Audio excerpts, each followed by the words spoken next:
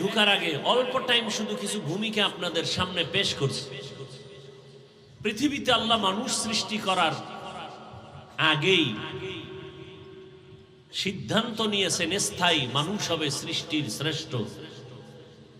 মানুষ সৃষ্টির আগেই আল্লাহর সিদ্ধান্ত মানুষ হবেই সৃষ্টি জগতের শ্রেষ্ঠ। জিনেরাও শ্রেষ্ঠ হবে না, নূরের সৃষ্টিরাও শ্রেষ্ঠ হবে না, একমাত্র শ্রেষ্ঠ হবে মানুষ।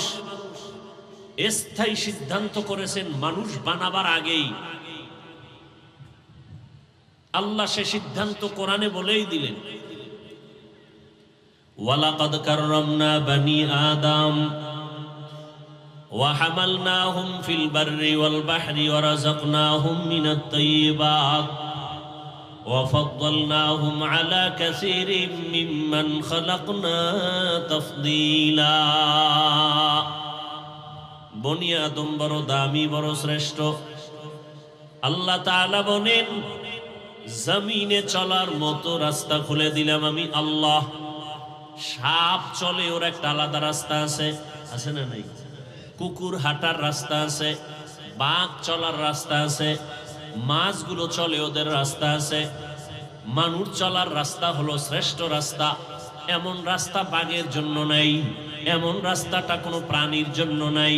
আল্লাহ বলেন, আমি তৈরি করে দিলাম জমিনে চলার জন্য উত্তম পথ। শুধু তাই না, পানির মধ্যে চলার মতো ব্যবস্থা করে দিলাম। পানির মধ্যে চলে মানুষ, লোহা পানির মধ্যে ফেললে ডুবে যায়।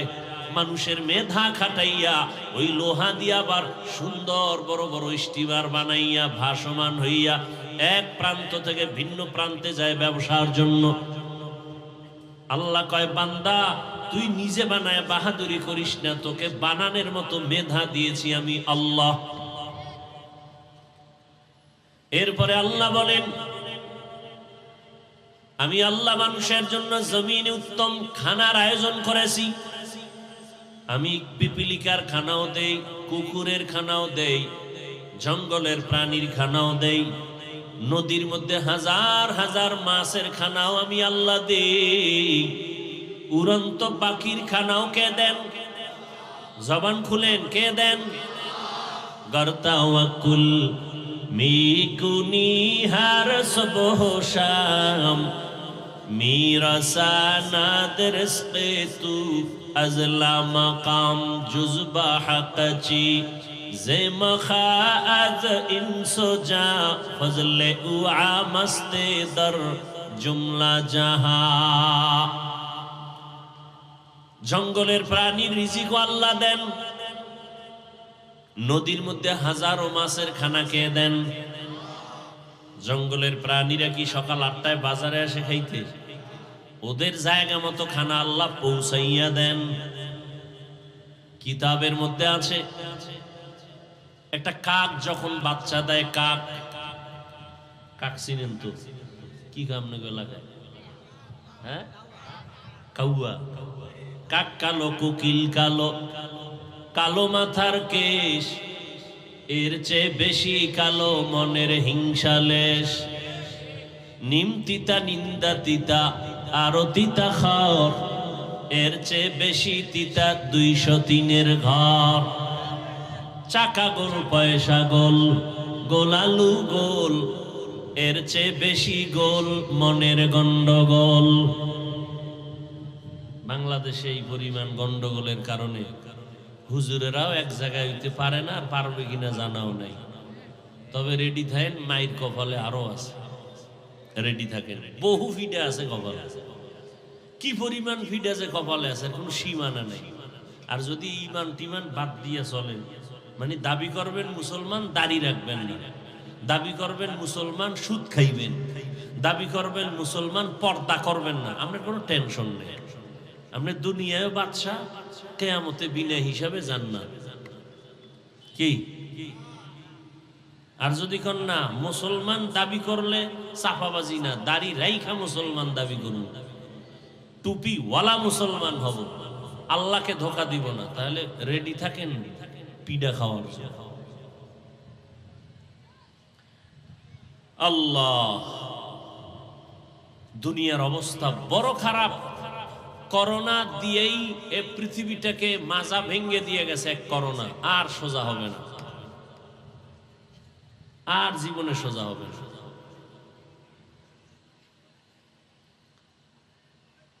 আল্লাহ সব ভাইকে হেদায়াত দান করুন।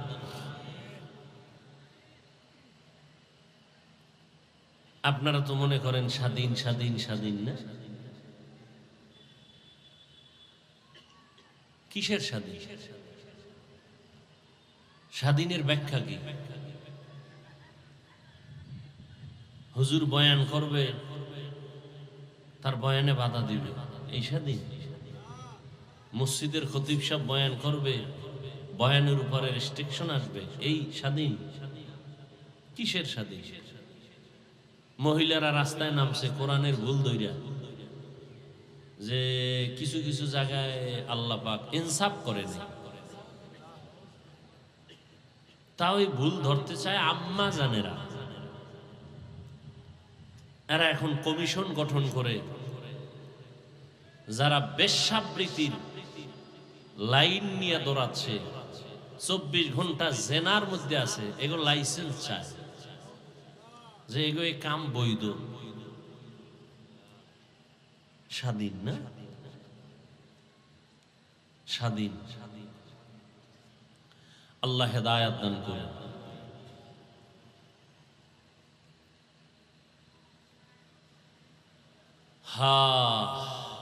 আর আমাদের ওলামায়ে কেরাম যাও এক হবে, এই ফেসবুকের গোলামদের কারণে অনেকটাই কাছে আসাও আসতে পারে না।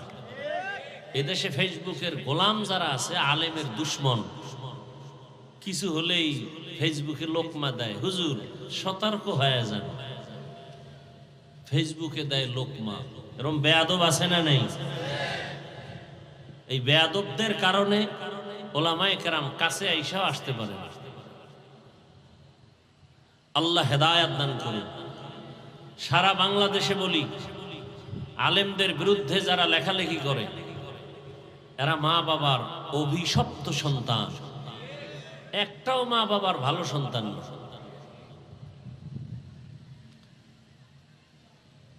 তো পৃথিবীতে মানুষ সৃষ্টির আগেই আল্লাহ মানুষকে সৃষ্টির শ্রেষ্ঠ মর্যাদা দিছেন, যে আয়াত আমি আপনাদের শুনাইলাম।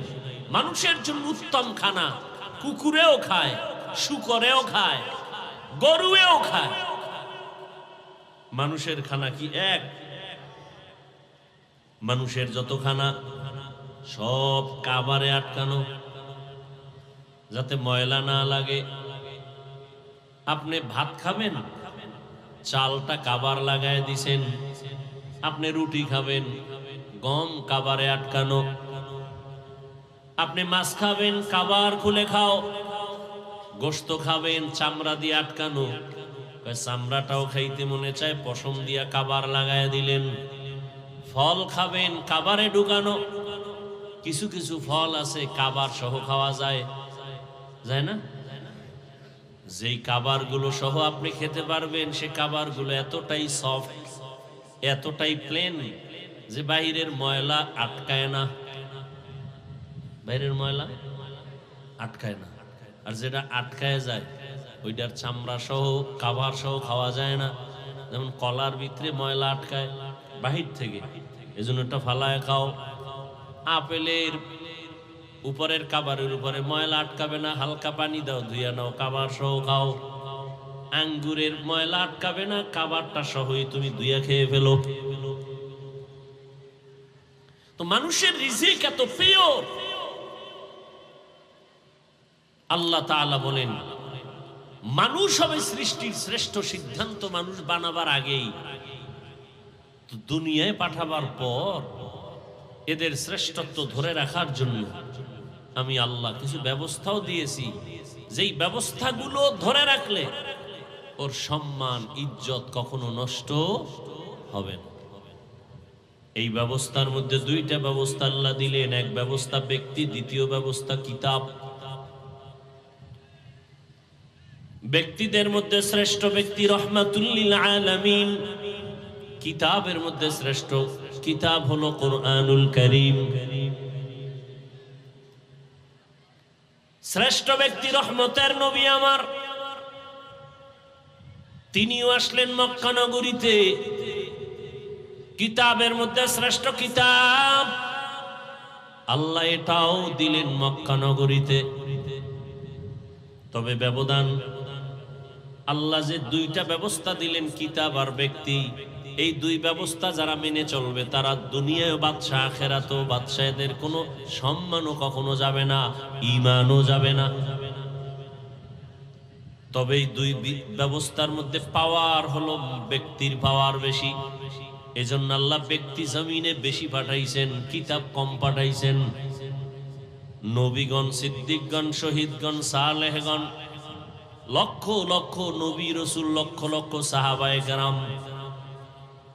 কিতাব হলো 104। আবার ব্যক্তি আগে পাঠাইছেন, কিতাব অনেক পরে পাঠাইছেন। আবার ব্যক্তি পাঠাইয়া কিতাবটা হাতে দেন নাই, বরং কিতাবটা বুঝার মতো যোগ্যতা আল্লাহ আগে ঢুকাইছেন, বুঝানোর মতো যোগ্য বানাইছেন, তারপরে কিতাব দিছেন। না হয় আমাকে এক প্রশ্নের জবাব আপনারা দেন, রহমতের নবীর মতো তো শ্রেষ্ঠ ব্যক্তি কেউ নাই। বলে কেমন শ্রেষ্ঠ? মেধার বেলায় শ্রেষ্ঠ, চেহারার বেলায় শ্রেষ্ঠ, গঠনের বেলায় শ্রেষ্ঠ, শারীরিক গঠন শক্তির বেলায় নবী শ্রেষ্ঠ। কেমন? কোনো তুলনা নাই। সেই নবীর, আমাদের তো এখন এমন যুগ আসছে, 1-1.5-2 বছরের বাচ্চা অনেক চালাক। রহমতের নবী তো তুলনাহীন ব্যক্তি। সেই রসুলকে 40 বছর পরে কেন কোরআন দিলেন? দুনিয়ার মানুষকে জানায় দিলেন, হে মানুষ, রহমতের নবী গোটা দুনিয়ার মানুষের আদর্শ মডেল। এমন আদর্শ রহমতের নবী তৈরি করলেন, কিয়ামত পর্যন্ত